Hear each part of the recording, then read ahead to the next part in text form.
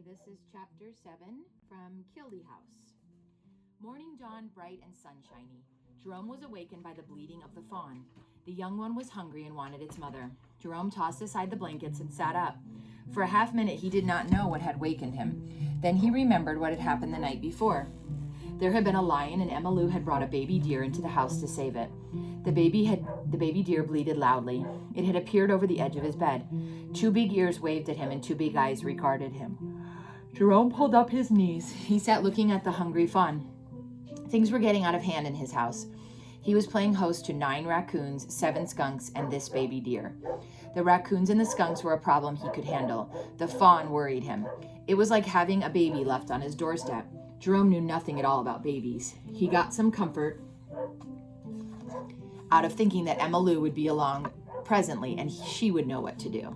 He slid his feet over the side of the bed, and the fawn jumped back up and stared at the feet. Then it lunged forward and tried to get one of Jerome's toes into its mouth. Jerome jerked his feet back on the bed. He escaped by going over the foot, but the fawn came. He escaped by going over the foot. Over the foot of the bed, I guess is what it means. But the fawn came nuzzling after him the moment his feet hit the floor. Jerome managed to keep it away while he got dressed, but he had several wet spots on his pants and shirt before he managed to get his boots laced, where the fawn is like nuzzling up to try to nurse. He sat down and held the hungry fawn away from him. He didn't see how he was going to be able to cook breakfast. The raccoons were sitting around waiting, their eyes fixed upon Jerome. Emma Lou arrived with a bottle and a jug of milk just as Jerome was getting ready to flee from his house. She was beaming and full of good spirits. The fawn deserted Jerome at once. Emma Lou fixed a bottle of milk after Jerome got the fire started and water hot so the milk... Okay, let me try that again. Emma Lou fixed a bottle of milk after Jerome got the fire started and water hot so the milk could be warmed. The fawn drank 3 bottles of milk, and then it allowed Emma Lou to put it to bed in the corner under Jerome's coat. Jerome cooked breakfast. He felt better now that he knew what to do with the fawn. You just gave it a quart of milk and it went to sleep. It seemed quite simple, but he thought it might be better off with Emma Lou.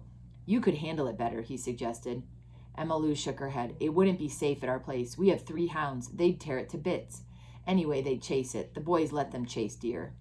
Jerome nodded. She did not have to go into the matter of the epi hounds chasing deer. Jerome already knew that 9 epis, anyway 8 of them, liked venison and ate quite a bit of it. He also knew that catching a blacktail was best accomplished with dogs. On several occasions, Jerome had met a strange man prowling through his timber, heading over into the wild country above the epi farm. The man had talked to him once, and Jerome had learned he was a game warden. The warden had asked a lot of questions about the epis and their hounds. He had told the warden nothing. He did not know anything for sure, though he suspected the epi boys did a bit of hunting out of season. Because they never poached on his land, he could truthfully say he had never seen them running deer with their hounds.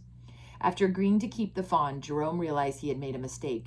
For one thing, he soon learned that the baby deer was always hungry. It followed him everywhere. He couldn't take a step without feeling its wet nose on the seat of his pants, and it had a way of butting him with its head when he did not respond to its wet muzzle with a bottle of milk. It made odd sounds, and its ears flapped constantly, and its stump tail flapped faster than its ears. It bounced when it walked, and sometimes it got so pepped up in antics that it made Jerome dizzy. In desperation, he finally took the matter up with Emma Lou. He's a pest, he said. He won't let me sit down for a minute. Emma Lou was sympathetic. Jerome did look frazzled, and she was sorry for him, but she was sure that if they turned the fawn loose in the woods, it would fall prey to a bobcat or a coyote. The lion might come back any day. She finally got an idea. We'll build a little corral back of your cabin, she said. Jerome considered this and finally nodded his approval. He should have thought of that himself. He wouldn't mind having the fawn if it was in the little corral. He'd be glad to feed it when Emma Lou wasn't around. He really liked the little scamp. He had never seen a creature more lovable. We'll make a fence just so high. Emma Lou held a hand up with her nose. When he's big enough to jump over that fence, he'll be big enough to live in the woods by himself. Jerome beamed. He was relaxing in his chair, and the only chance he got to relax was when Emma Lou was there to take the fawn away from him. He wouldn't want to keep the deer after it had grown big enough to go off into the woods. Will the lion bother him in the open pen, he asked. No. Emma Lou was sure of it. She might have said that she was sure the lion had moved on to other fields. She and Ben had spent a lot of time looking for the lion. Ben wanted the skin for a rug. He was sure the lion had moved on, and Ben wouldn't be mistaken. And she knew that if the lion ever did come back, Ben would be after him and get him. She didn't tell Jerome this. She had an idea he might want to turn the fawn loose, and she wanted to keep it where she could play with it. She planned to teach it tricks. Possibly she could work it into the circus she was planning. She had the 7 skunks already doing tricks, and she was making headway with the raccoons. She had sawed a bay tree limb into small cylinders, 1 little cylinder for each skunk. The skunks quickly learned to hop up on their perches and sit with their paws folded over their stomachs. They were always rewarded by bits of meat. They were eager to do their trick that they were so eager to do their trick that they always ran to the little cylinders and hopped on them as soon as they came into the cabin. Jerome found himself getting interested in the circus idea. He had never interfered with the lives of his friends or tried to shape them. He had just lived with them. But they seemed so willing to learn tricks that it did not seem wrong to teach them to do stunts. He did not have Emmyloo's patience, but he was able to help her in some ways. The raccoon trick she worked out was based upon their curiosity. No raccoon could pass a crack or a cranny or hole without reaching into it to see if anything was hidden in there, nor could they pass any bright or shining object without stopping to examine it. Emmyloo used bits of abalone shell in her trick. It was a game of hide the shell, and the raccoons soon learned to play with it. Emmyloo tried hard to make the raccoons understand that the one finding the most bits of shell would win a prize. She never got it through their heads. Runt usually found the most shell bits, but when she sat up to receive the prize, the others all crowded around and sat up too, their heads cocked on one side, their bright eyes watching eagerly. Emmyloo always ended up by dividing the prize, which was usually jelly beans, until she discovered that they liked canned corn better. They were not particular about food. They ate frogs, meat, sardines, nuts, fruits, vegetables. They loved crickets and grasshoppers. But Emmyloo wouldn't kill a cricket, and she didn't care to stuff her pockets with grasshoppers because their habit of spitting tobacco juice made them messy. Now that they had decided upon making a pen for the fawn, Emmyloo was eager to get at it. She and Jerome started cutting saplings and hauling them to the house. Jerome started making the fence while she went on cutting the saplings. And here is a picture of them making the house for the fawn.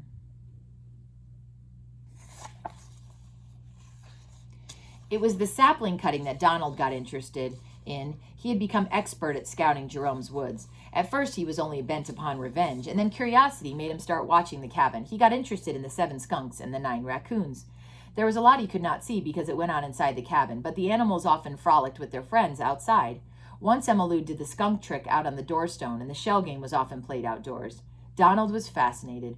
He was still angry with Emmyloo, but he was also sorry he wasn't welcome at the Kildee house. It would have been fun teaching the animals tricks. When the fawn arrived, Donald got an idea, and when they started working on the corral, he was sure it was a good idea. Jerome and Emmyloo were so busy they did not suspect they were being watched, or that anyone was plotting against them. Once the pen got underway, Jerome decided there ought to be a little shed set against the redwood tree so the fawn would have a snug place to sleep. He built a shed and thatched the roof with bark and dirt. He made a small gate for the corral. He really let his imagination work on the gate. He decorated it with circles of green willow and with diamonds of red madrona. The deep mahogany color of the barkless madrona contrasted nicely with the pale green bark of the willow. It was a really fine gate. Emmyloo spent so much time at Jerome's place that Silly finally asked Ben to wander up there just to see what was going on. Ben picked a time when Emmyloo was not there. He dropped in on Jerome while Jerome was darning a red sock. When he appeared at the door, a small commotion broke loose inside the house. The raccoons all dashed out between his legs. Ben grinned broadly and said, "Hello." "Hello," Jerome replied. "I guess you're Ben." Ben nodded. He had pulled off his black hat and was hunching over so he would not bump his head when he entered. "Come in," Jerome invited. Ben came in and sat down at the chair by the table. He dropped his hat on the floor and looked around the cabin. "You got quite a batch of critters around here," he said with a broad grin. "They come and go," Jerome said. "Emmy said you had plenty, but I never reckoned you had such a flock." Ben was already satisfied that Emmyloo was safe up here at Jerome's place. "She's a fine girl," Jerome said. "She has the skunks doing tricks. You'll have to come up with some evening and have her show you the skunk tricks." "Skunks?" Ben stopped grinning. 7 of them, and she can make them do almost anything she wants, Jerome said proudly. "Smart little tykes." "That's sure interesting," Ben said. "I never fooled none with skunks, never made no sets for 'em." "They're smart, just as smart as raccoons," Jerome said. He laid the mended sock on the bed. "How about some coffee, Ben?" "Don't mind if I do," Ben said. "But skunks, any I ever knew was dumb and plumb touchy." "These are little spotted skunks, not at all like the ones we used to have around the swamps. Playful little fellows." Jerome chuckled. "Always playing pranks on the raccoons." "I never paid 'em much mind," Ben said. "Always figured a skunk was a skunk. I'll sure come up with Emma some evening." He fished out a stubby pipe and began looking for tobacco in his pockets. Jerome passed his jar of tobacco across to Ben. Ben sniffed the tobacco and smiled. It was a bit better mixture than Job thought. Then Job bought. They smoked with their coffee. Ben drank 3 cups. He liked it black, but he used plenty of sugar. When he stood up to leave, he said, "Anytime I can lend a hand, just holler." Jerome knew Ben meant it. He liked Ben, and he had a feeling Ben liked him. He had an idea Ben had been sent up to see what was going on, but he didn't let on. Ben walked away whistling a tune. He was a big man, even if he was only 17 years old. Jerome watched him as he swung across the meadow. Ben was the smallest of the Epi men, but that didn't make him small compared with most men. Jerome went back to his mending. He was using a potato for a mending ball. A potato made a good darning ball. You could pick one off the right size to fit your sock, a long one if the hole was in the heel, a round one if it was in the toe. He finished the last sock. Getting to his feet, he pulled a button. When a drawer opened, he dropped the potato into it. Raccoons liked potatoes and would steal it if he left it out. Emma Lou arrived and Jerome went out to watch her feed the little deer. The fawn was costing the Eppies quite a bit of milk, but Emma Lou did the milking, so she was the only one who really knew about it. And the cows were supposed to drop off in their milk during the summer months when there was no green grass. The fawn nudged the gate eagerly, its tail doing a crazy dance. Emma Lou opened the gate and stepped into the corral. She had taught the fawn to drink out of the bucket, so feeding was not so much of a problem now. Jerome leaned on the fence. Emma Lou clutched the bucket tightly so the fawn could not butt it over. It never seemed to learn that a pail did not need butting to let its milk down. Emma Lou looked up at Jerome. "I've been thinking," she said. Jerome nodded, and he waited to hear what she had been thinking, hoping it was not an idea for adding some more animals to his household. "He has to have a name." She patted the silky back of the little buck. "How about Monarch?" Jerome looked at the little fellow. He was recalling a picture he had once seen on a calendar. He had kept it tacked on his wall over his workbench. It was a picture of a regal stag poised on top of a cliff. The title under the picture had read, "Monarch of All He Surveys." He grinned. It seemed hardly likely the little buck would ever grow to look like that stag. He thought Emma Lou had seen the picture. Possibly the Eppies had received one of those calendars. He nodded seriously. Naming him Monarch would give him something to shoot at. "Nice name," he said. Monarch chose that moment to give a big butt. Milk splashed up into Emma Lou's face, leaving a white blob of foam on her nose. "Monarch," she said sharply, "you'll be sorry if you spill your milk." Monarch butted again, but Emma Lou was ready for him. She eased the bucket backward and no damage was done. Jerome lighted his pipe. He felt lazy, like relaxing and having himself a nap, but he knew Emma Lou would have things she wanted to do. "We have to make some changes in the raccoon nest," he said, thinking he might as well get something easy started. "The pair under the stove argued and quarreled with Runt and her hubby all night, kept me awake until daylight." Emma Lou took the bucket away from Monarch. He shoved a dripping nuzzle against her knee and started sucking lustily. Emma Lou shoved back and ducked through the gate. "It's Runt," she said. "She loves to pick a quarrel with the others, and she never knows when to quit. I wish I understood raccoon talk. I'd like to know what she says to the others to get them so riled up. I might be able to use it when school starts this fall." She grinned at Jerome. "She picks a fight, and then she gets behind that big husband of hers." Jerome grinned broadly. "She's making a regular bully out of him." "If old Grouch was any good, he'd teach them something," Emma Lou said, "but he's just plain lazy." "He sort of lost his grip," Jerome admitted. They went into the cabin to study the problem. The raccoons were all sleeping except old Grouch, who seemed to be suffering from an attack of insomnia. He was wandering about with a sad look on his face, grunting and mumbling to himself. He couldn't sleep well at night because he was a raccoon, and now he wasn't able to sleep in the daytime. He hadn't lost any weight, which meant he wasn't really suffering much, but Jerome felt sorry for him. Emma Lou wasn't paying any attention to him. She was giving all of her attention to the newest problem. She finally came up with an idea. "If we moved that little cabinet over by Runt's box, that would fix it.